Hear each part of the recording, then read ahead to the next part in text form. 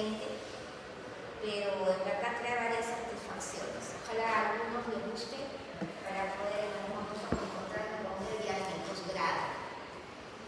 El tema que me han confiado es efectos de las drogas sobre el feto y el recién nacido. Tema bastante necesario, puesto que el 90, tal vez un poco más de mujeres, va a tener que recurrir a algún tipo de medicamento, ya sea por una enfermedad crónica o simplemente por algunas circunstancias que se presenten durante el embarazo. Y todo eso va a recaer necesariamente sobre nuestros bebés. Vamos a empezar a hablar un poco acerca de los objetivos de este tema. La idea es primero reconocer el impacto de los medicamentos en el feto y en el neonato, identificar los factores que van a incidir sobre ese fenotipo del neonato y sobre todo sobre los factores que pueden marcar gravedad en este paciente. Identificar el impacto de las drogas más frecuentes según el medicamento que la gestante pueda consumir. Revisar frecuentemente las clasificaciones actualizadas de los medicamentos según la FDA con sus riesgos potenciales, porque esto va cambiando de día a día. Entonces, como médicos, adelante, no vamos a tener el conocimiento de todo lo que podamos darle o necesitar de esa mujer, pero tenemos la obligación de recurrir a la investigación, ahora que es tan fácil llegar a ella a través de nuestros celulares, para encontrar algún factor que pueda hacer que esa mujer tenga mayor riesgo de que el bebé pueda tener alguna afectación. Alertar, asesorar a estas gestantes y a sus familias sobre los fármacos que necesitan y ver si tienen potencial efecto en el bebé.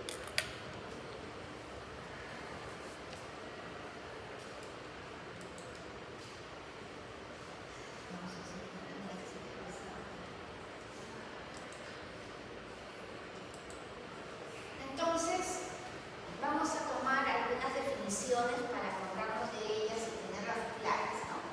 La enteratología, por ejemplo, es una disciplina que estudia el efecto de sustancias o de agentes que van a impactar sobre el feto para producir malformaciones congénitas. Cualquier sustancia o cualquier agente, en realidad, no solo fármacos, para ver el mecanismo fisiopatológico por el cual se provoca el daño, para ver la capacidad de tolerancia del organismo, porque no todos los fetos o todas las gestantes van a tener necesariamente que tener las lesiones post-ingesta de algo, y su relación con las dosis y la etapa del desarrollo más susceptible en ese feto. Entonces, eso estudia la teratología y por lo tanto tenemos que recordar que un agente teratógeno es capaz de producir una alteración en el desarrollo embrionario desde incluso antes de la implantación, y esto generalmente va a determinar abortos o óbitos fetales si es un poco después, o malformaciones congénitas o alteraciones en los órganos o retardo de crecimiento intrauterino, retardo mental y finalmente incluso puede llevar a óbito, como mencioné ahí, se ha repetido.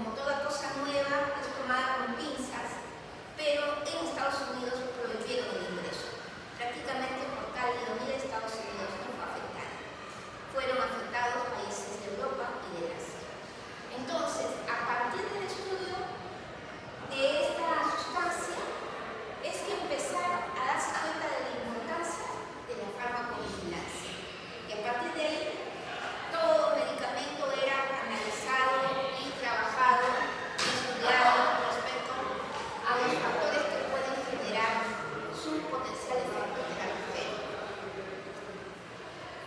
Incluso antes de los años 50, sí se pensó en un agente causal de malformaciones congénitas, pero ya no genéticas, sino también relacionadas a la rubiola. La rubiola fue el primer agente que se relacionó, me refiero a agentes ambientales, a malformaciones congénitas. Y el primer medicamento que relacionado a malformaciones congénitas fue la famosa talidomida. Las malformaciones congénitas graves en general más o menos abarcan el 3% de la población mundial. De esas malformaciones congénitas, 50% de esas causas es desconocido. No es que todo sea causado por virus, bacterias. 50% es de causa desconocida. Y 7% se atribuye a algún agente terapéutico. Llámense virus, bacterias, parásitos, o de repente fármacos o sustancias tóxicas fertilizantes. Solo 2 a 3% es causado por fármacos y químicos. O sea, en realidad no es muy alta la incidencia, pero si se toma con desprecio pueden generarse problemas tan serios como los que causó la talidomida en Europa.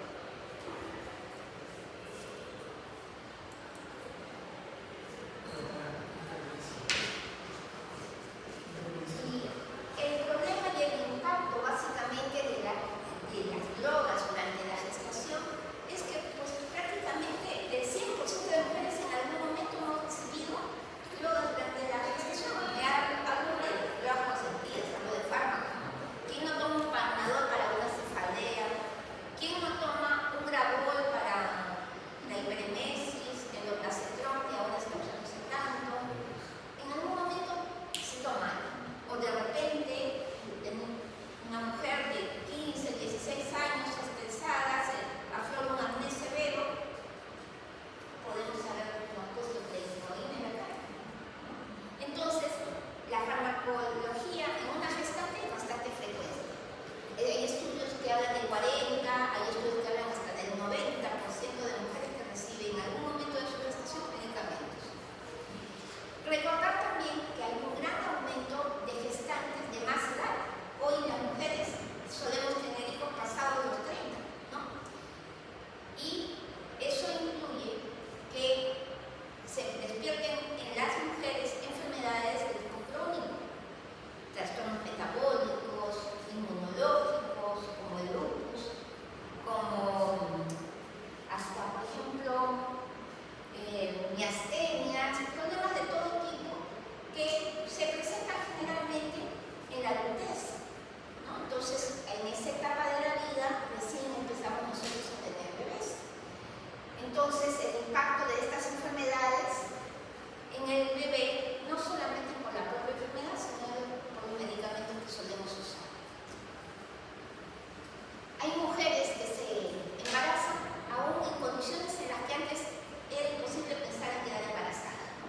Insuficientes renales crónicas, que he visto hijos de madres que se dializan o madres que han recibido un trasplante gestando, ¿no? Son cosas que ahora se ven con más frecuencia que antes.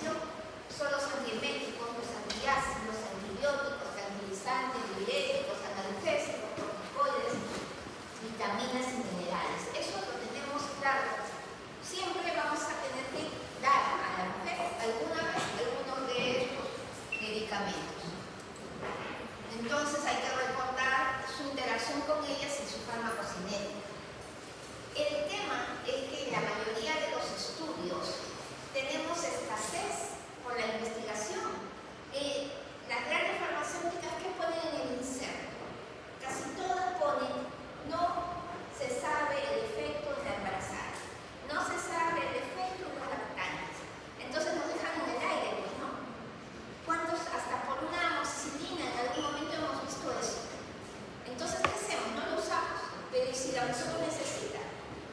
Entonces, eso es algo que nosotros nos tiene atado de manos. En el inserto no podemos tener la seguridad. Determinar su principio activo es inocuo para el feto es difícil de demostrar. Obviamente los estudios, en la gran mayoría, están haciéndolo en animalitos. En las gestantes, en los pacientes, no podemos trabajar con estudios de este tipo porque no es ético. Entonces tenemos que buscar una investigación exhaustiva y obviamente los estudios clínicos están limitados y sobre todo toman tiempo, porque los efectos no solamente se van a ver al nacer, sino se pueden presentar después de muchos años de vida del bebé.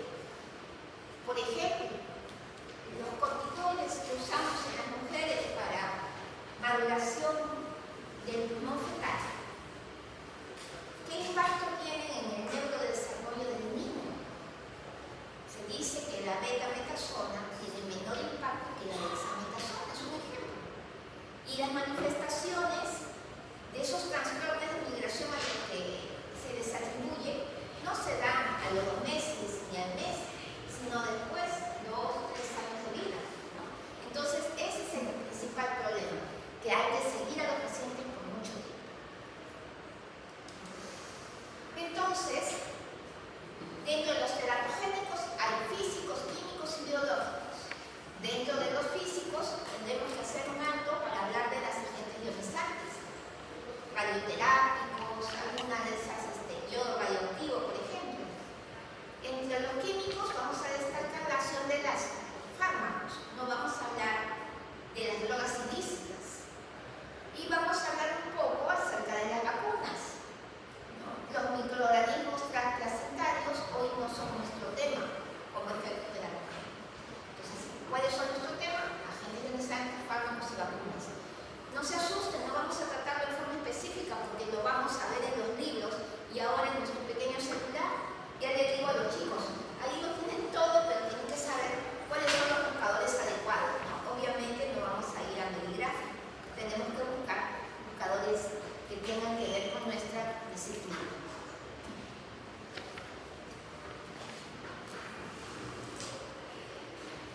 El fármaco impacta en la madre, que tiene unas características fisiológicas determinadas, tiene un órgano que es el órgano blanco que va a llevarnos a recibir o no recibir sustancias tóxicas como es la placenta, y tiene al feto, donde va a impactar la droga. Y en estos aspectos, tanto en el feto como en la gestante con placenta incluida, vamos a tener que ver el impacto del fármaco. No sé si se pueda ver, pero bueno, los factores teratogénicos generalmente de un fármaco se van a relacionar a la farmacocinética y al mecanismo de acción de ese fármaco, que es la farmacodinámica. Va a tener que ver con el factor que es el cambio gestacional que una embarazada experimenta. Va a tener que ver con los factores placentarios y con el metabolismo del feto y de su estado de desarrollo en el que se encuentra intraútero. Enfocándonos en los cambios de la gestante, existen muchos.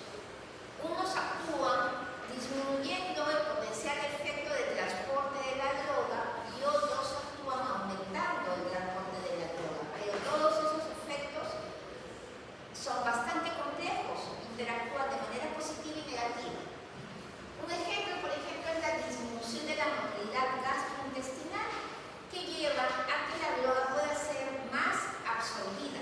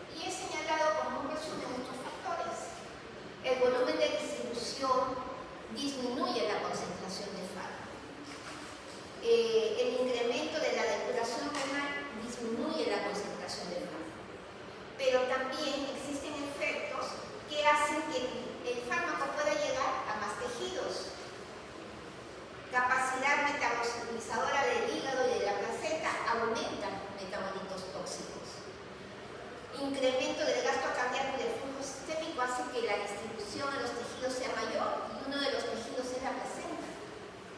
La disminución de la motilidad intestinal ya la mencionamos como un aumento, y la disminución de las proteínas plasmáticas de la gestante generan que el metabolito o la droga o el principio activo de la droga esté libre y no unido a proteínas, y por lo tanto pasa más fácil la placenta.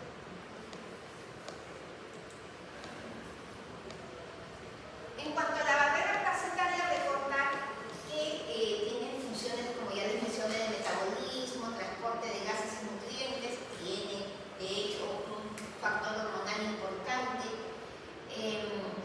y enzimáticamente también es responsable de conjugación, hidrólisis, reducción y oxidación de fármacos, que los puede presentar o hacer que estos sean inactivos, pero también pueden tener metabolitos tóxicos. Entonces, existen un sinnúmero de interacciones que va a tener la gestante y su placenta que pueden determinar inocuidad o toxicidad de una droga. De tal manera que no es tan fácil y por lo tanto tenemos que recurrir constantemente a lo que la investigación aporta. Entonces, ¿quién nos puede ayudar? La digetina. Cada droga que tengamos dudas de sus efectos, podemos consultarlo y trabajar en ella. También existen organismos internacionales que nos pueden apoyar. Los españoles, por ejemplo, tienen un lugar donde buscan la droga y inmediatamente le señalan sus efectos y si se puede dar en una gestante. Esta es nuestra conocida placenta, que va a generar durante el embarazo un aumento del flujo placentario que es mucho mayor cuando uno está embarazada en la placenta que en otras partes y en otros sectores de los tejidos maternos. Entonces, durante el crecimiento de la placenta va adelgazándose el sincicio del fibroplasto, va aumentando la vascularidad, va disminuyendo el grosor de las paredes que separan el lado fetal y materno, y por lo tanto, a medida que el crecimiento se da, la absorción de las drogas suele ser mayor.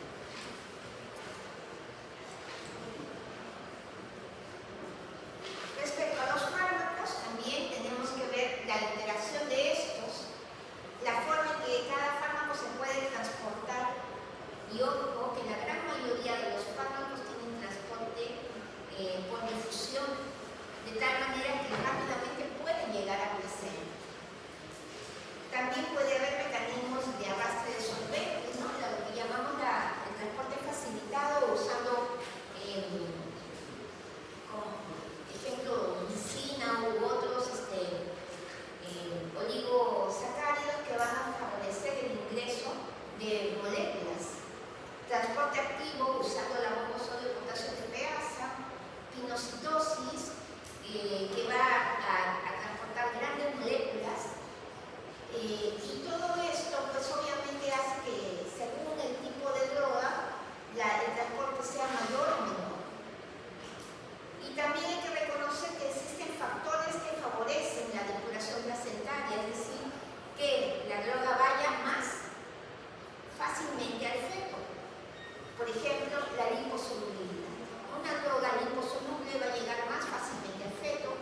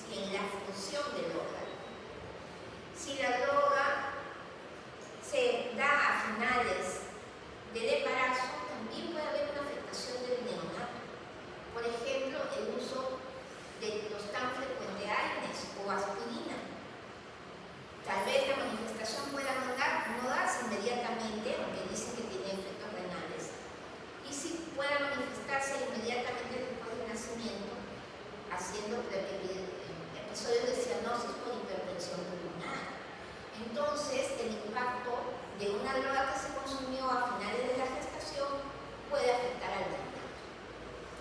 Como vieron, la placenta va desarrollándose a lo largo del tiempo y pueden haber efectos en el bebé en la etapa embrionaria que son muy severos, muy terribles, pero debido a que la placenta todavía no vascularizó bien, generalmente no son tan frecuentes. A medida que el embarazo aumenta, la placenta va desarrollándose, el volumen plasmático y el gasto cardíaco en la mujer aumenta, esas drogas pueden afectar más frecuentemente, pero el impacto teratogénico es menor, más hablamos ya en la función.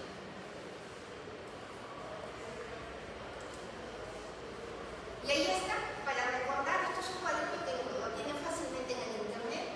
No todos los aparatos y sistemas desarrollan en el mismo momento. Ahí vemos cómo van desarrollándose los más importantes. En una época casi simultánea se desarrolla el oído y el sistema renal, ¿no? En otra época el corazón va de la mano con el desarrollo de otras zonas del cuerpo, y así hay sectores en los cuales una droga puede afectar el desarrollo según la edad embrionaria en la que se encontraba ese bebé cuando fue expuesto. Entonces, estos puntitos de acá señalan las zonas en las que se está desarrollando ese embrión. Por ejemplo, en la 5ª semana, ojos en la 4ª semana, de repente riñones, sistema genital e intestinos. Entonces, una droga puede impactar en esos sectores. Entonces, en la parte morada está la zona en la que la droga puede tener efecto. Miren el sistema nervioso central, cómo se puede presentar la acción de una droga a lo largo de las semanas y meses, ¿no? Entonces, prácticamente el sistema nervioso central puede estar afectado desde la etapa embrionaria con lesiones de tubo neural y también en la parte organogénica, en los problemas de mielinización. O sea que en la etapa en la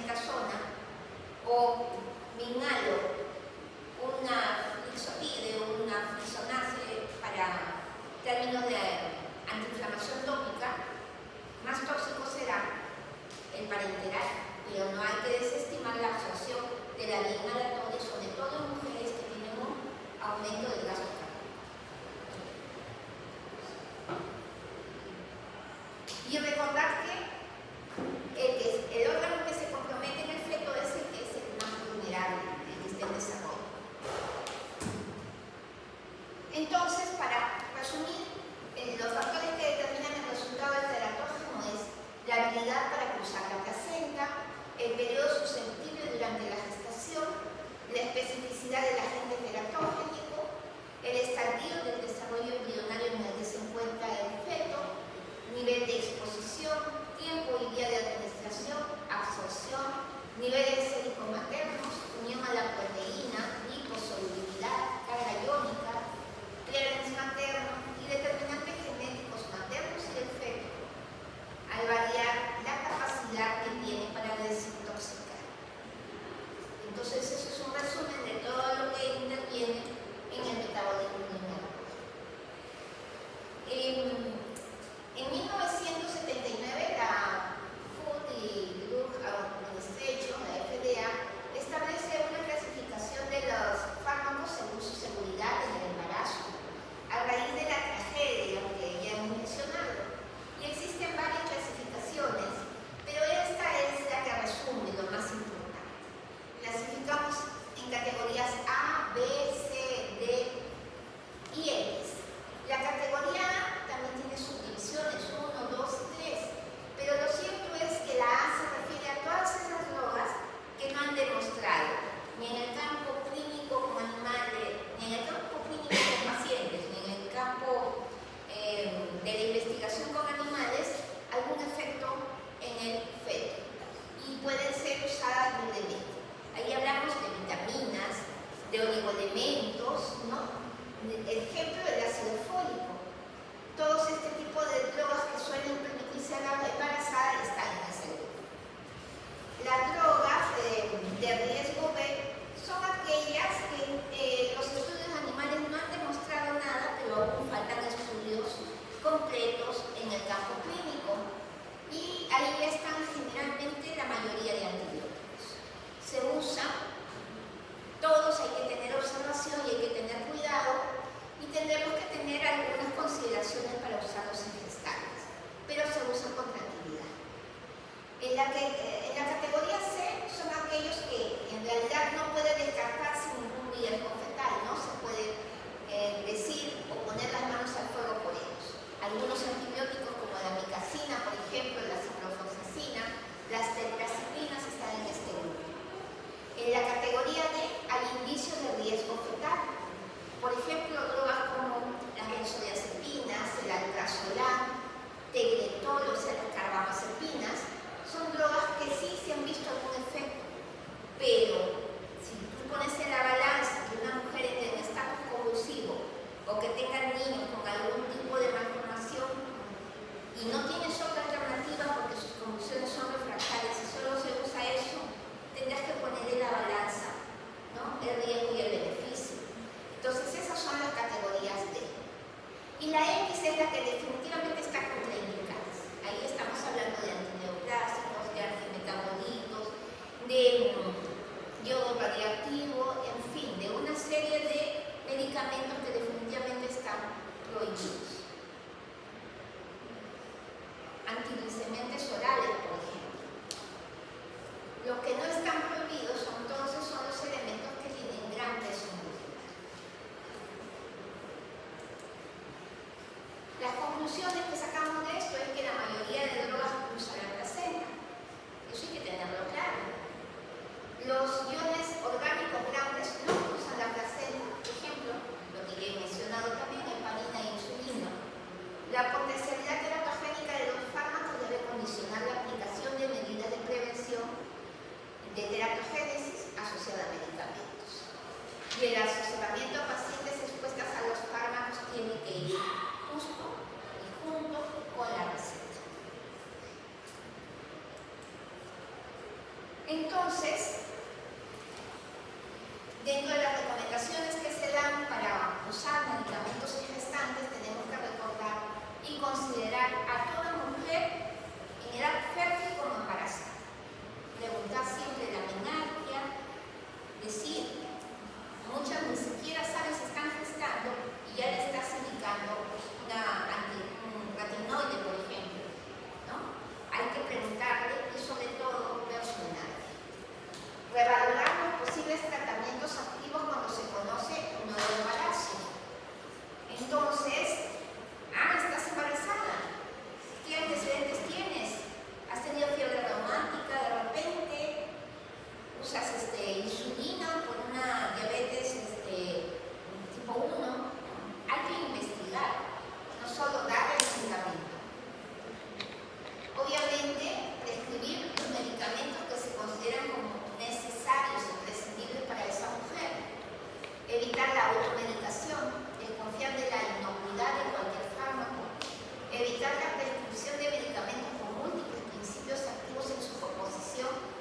valorar el índice riesgo-beneficio del que hablábamos, utilizar preferentemente medicamentos de los que ya se tenga mucha experiencia.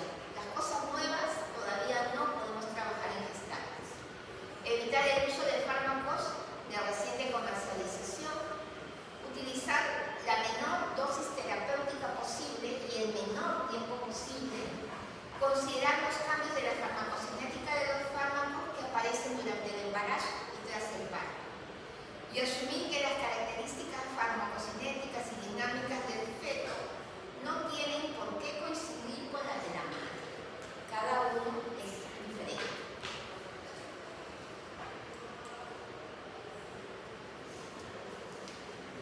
Entonces, es difícil considerar el riesgo-beneficio o la inocuidad de los medicamentos, y por este motivo es útil conocer fuentes que nos permitan obtener información de forma rápida y con garantías de veracidad. Consultemos cuando no sepamos algo o no lo tengamos claro. Hoy la consulta está en nuestro bolsillo. Así, textualmente. En caso de exposición a teratógenos, no angustiar a la madre, ¿no? Porque no todos los medicamentos que vamos a consumir van a generar daño. Simplemente, si existe alguno, retirarlo y tranquilizarla, porque ya hemos visto que de todas las causas de malformaciones, solo 3% se debe a medicamentos. Entonces, es importante recalcar que a veces hay que informar viendo lo positivo. ¿Qué es lo positivo?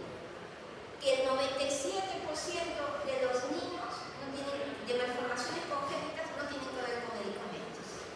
En lugar de decirle 3% puede salir afectado a tu bebé, ¿qué le alarmaría más? Que el 3% está afectado, ¿no es verdad? Porque está recalcando lo negativo. Hay que considerar que los fármacos prescritos con mayor frecuencia pueden administrarse con relativa seguridad durante el embarazo, y para aquellos que son escasos y que tienen alguna acción teratogénica, hay que asesorarla y subrayar el riesgo. Siempre valorar riesgo-beneficio.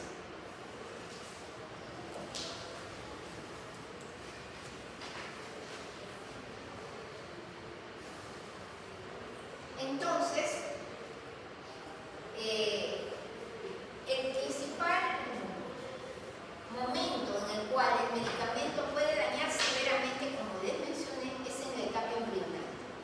20, en los días 20 o 55, les dije desde el segundo a la octava semana, ¿no? Y ahí tiene lugar la zona embriogénica, la zona de formación de los órganos, no de la función. Entonces ese es el lugar más vulnerable, pero en ese momento la absorción es menor. Así que hay que tener en cuenta y sopesar riesgo-beneficio. Y recordar que siempre hay que buscar el más inocuo. Preguntas en esta parte, de ahí viene en la clase materna. ¿Todo está claro? Pregunto yo.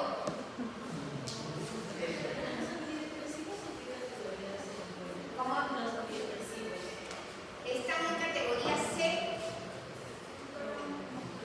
O sea, y no todos, adelante. No todos, ¿no? Hay algunos que están en categoría D. Ejemplo, el litio. El litio no es un antidepresivo, se usa para hacer tratamiento depresivo. Ese sería catalogado en categoría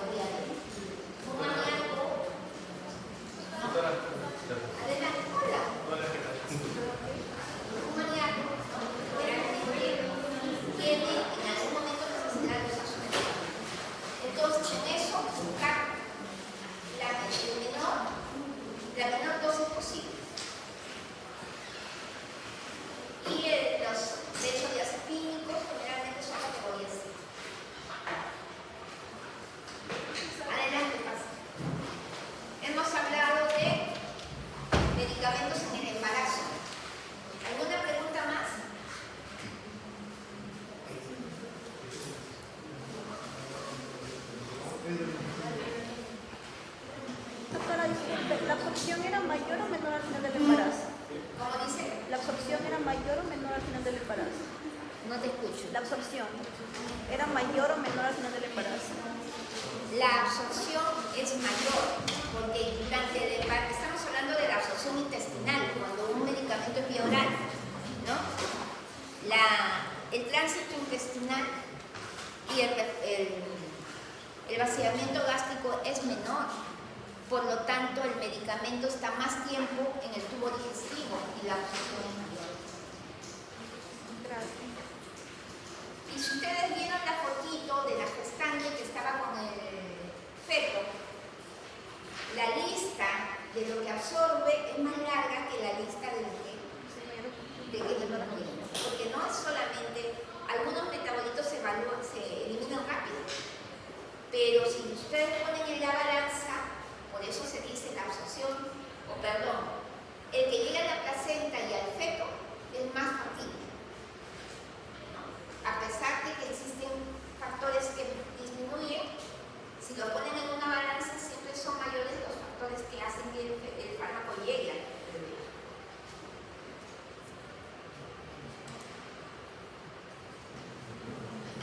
Adelante. Hoy vamos a hacer la segunda parte de la clase de fármacos y lactancia. Quiero saber la hora para ver si puedo o no puedo. ¿Ah? Vamos a tener que trabajar hasta las 6. Porque han empezado a las 4 y la clase está hecha para 2 horas. Esta parte vamos a hacerla más rápida y de repente más dinámica. Ojalá que alguno pueda intervenir y preguntarme yo corto para poder evitar el sueño, porque han salido de un examen y deben haberse amanecido. Recordar que más del 90% otra vez de mujeres tienen que recurrir a medicamentos durante el periodo de lactancia.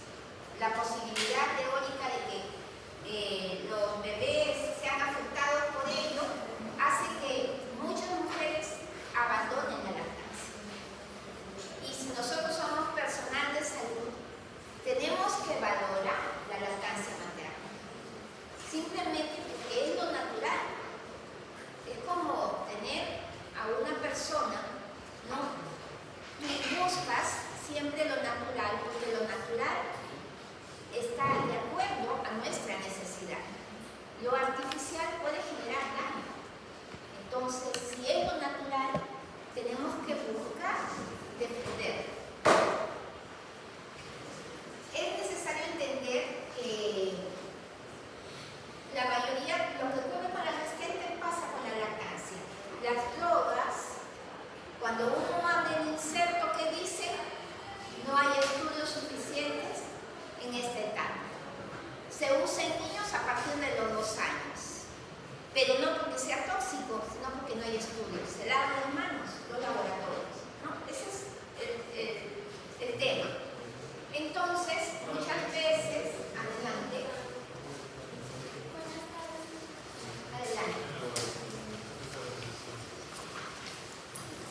Entonces tenemos que entender que los laboratorios lo que les preocupa es no generarse problemas médico-legales, pero no les preocupa el beneficio que ofrece la lactancia materna, por lo tanto se lavan las manos. Entonces nosotros no podemos recurrir al inserto como profesionales de salud. Tenemos que recurrir a estudios dinámicos que se publican y tenemos páginas para ver si esa droga efectivamente es bien tolerada o genera un riesgo en el lactante.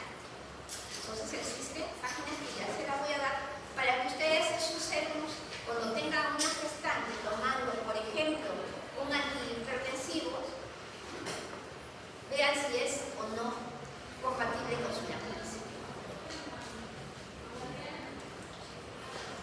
Entonces, ya sabemos que la lactancia materna es importante para todos los aspectos de la vida de una sociedad. Que la lactancia materna es específica de cada especie. No es lo mismo la leche de una humana que la leche de una vaca para el becerro. No es lo mismo la leche de una ballena que la leche de un humano. Tiene características diferentes de acuerdo a las funciones que cada mamífero necesita desarrollar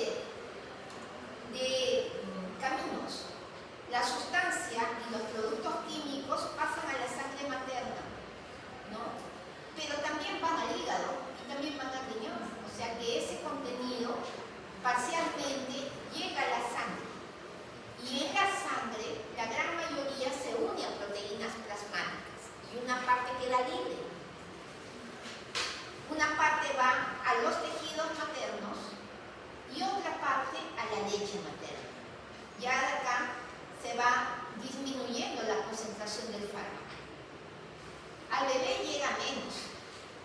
Y al bebé también llegará a metabolizarse y a sus tejidos. Esa leche materna que llega al bebé va al tracto intestinal del bebé, y ese tracto intestinal del bebé lo puede llevar directamente a la zona de la droga, donde impacta la droga, pero también una parte va al hígado, al plasma. En el plasma va unido a proteínas o va libre. La parte que va libre va a la zona extravascular y a los tejidos del bebé. O sea que para que un fármaco llegue al bebé, va a llegar, pero no llega en la misma cantidad que le llega a la madre.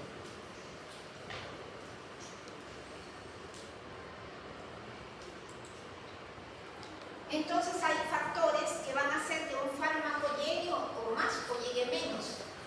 Y incluso hay investigadores que hablan acerca de la concentración del fármaco en leche y la concentración del fármaco en plasma. Se dice que cuando la concentración del fármaco leche-plasma es mayor de 1, ese fármaco es peligroso.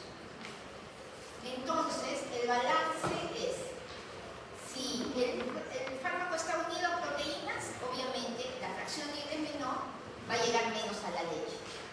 Si el fármaco es un ácido débil, si es hidrosoluble y tiene un gran peso molecular, se va a quedar en el plasma y va a llegar menos a la leche. Esto es lo que les mencionaba, ¿no? Llega el medicamento por vía transcelular a través de pinocitosis y puede ser expulsado por exocitosis. También puede llegar vía celular, pero no transcelular, sino intercelular a través de las uniones intercelulares. En la etapa que el medicamento llega más fácilmente al tejido materno es en el estadio en que la mama tiene las uniones intercelulares más laxas, que es en la etapa de calostro y en la etapa de involución. También puede llegar más cuando hay más laxitud y más permeabilidad vascular en la etapa de, no se llamaría etapa, sino en el momento en el que la madre tiene una infección de la mama. Si una mama está inflamada o está en etapa calostral o está en involución, esa mama tiene más posibilidades de hacer que ese medicamento llegue a la leche más fácil. Por eso les traje estas células para recordar las fases del desarrollo, y en la parte final de la mamogénesis es que la leche llega al feto y a la leche materna. Perdón, el fármaco llega más a la leche materna. En la fase de involución también las uniones intercelulares son más laxas y en esa etapa también hay más entrada de fármaco. Entonces hay factores que tienen que ver con el estadio de la lactancia y mayor absorción en la etapa de calostro-involución. Básicamente es un resumen de lo que ya hemos mencionado. La patología de mastitis también va a generar más traspaso de fármacos. Recordar que el sistema enzimático maduro, o sea que a menor edad gestacional hay más dificultad para el metabolismo de las drogas, entonces se pueden acumular más en los tejidos del feto. En la etapa de permeabilidad de la barrera hematoencefálica, esa droga va a ser más tóxica si ese cerebro tiene más permeabilidad de su barrera hematoencefálica, que es en los primeros 7 días de vida de cualquier neonato y en los prematuros. Recordar que la función renal no está completamente desarrollada y por lo tanto la fase de detoxificación de algunas sustancias es menor en neonatos. El peso y la edad del lactante va a determinar la tolerancia de los medicamentos. Obviamente más grandes, la distribución de su plasma es mayor, por lo tanto va a estar más diluido. La frecuencia del amamantamiento también va a aumentar la absorción del medicamento y obviamente la absorción del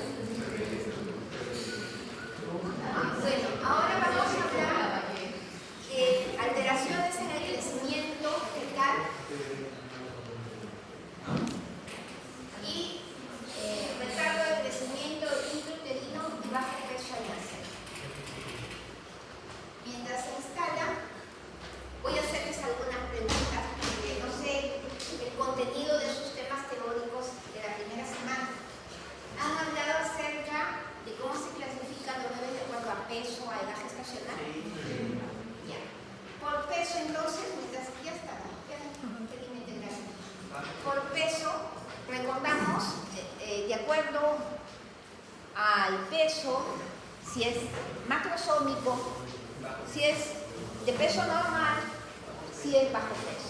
Muy bajo peso y extremo. Muy bajo peso y extremo. Walter, el peso, macrosomía. ¿Cuándo hablamos de macrosomía?